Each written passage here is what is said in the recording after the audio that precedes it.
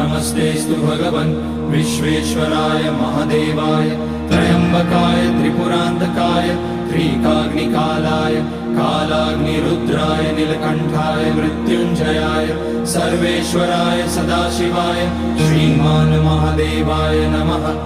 ॐ नमः शम्भवाय च मयोभवाय च नमः शङ्कराय च मयस्कराय च नमः शिवाय च शिवतराय च।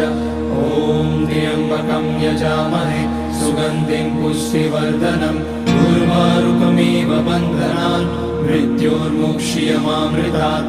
नागेन्द्रहाराय त्रिलोचनाय भस्माङ्गराय महेश्वराय नित्याय शुद्धाय दिगम्बराय तस्मै नकाराय नमः शिवाय।